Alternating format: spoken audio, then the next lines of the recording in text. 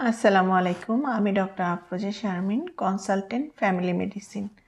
আজকে আমি কথা বলবো হাইপারথাইরয়েডিজম। থাইরয়েড হরমোন যদি বেড়ে যায় সেক্ষেত্রে সেটাকে আমরা বলে থাকি হাইপারথাইরয়েডিজম।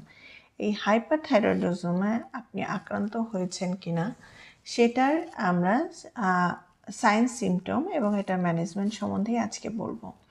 হাইপারথাইরয়েডিজম এর কিছু সিমটম আছে যেটা আপনি সহজেই বুঝতে পারবেন যে আপনি হাইপারথাইরয়েডিজমে আক্রান্ত হয়েছেন কিনা।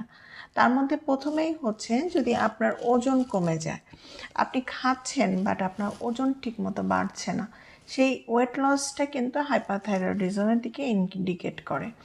এছাড়াও হচ্ছে আপনার হার্টে যদি বুকে অসুবিধা হতে পারে, যেমন হচ্ছে খুব বেশি পালপিটেশন হয়, বুক ধড়পড় করে, তারপরে হচ্ছে ইসিজি করলে ইরেগুলার হার্টবিট পাওয়া যায়, সেটাও কিন্তু অ্যারিথমিয়াকে ইন্ডিকেট করে।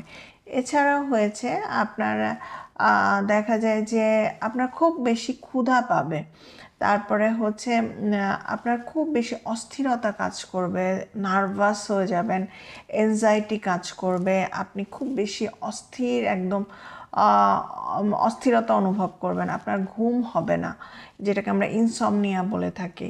এছাড়া আপনার হাত পা কাঁপতে থাকবে, যেটাকে আমরা ট্রিমর বলে থাকি। খুব বেশি ঘাম হবে, হাত পায়ের তালুতে আপনার সবসময় ঘেমে থাকবে।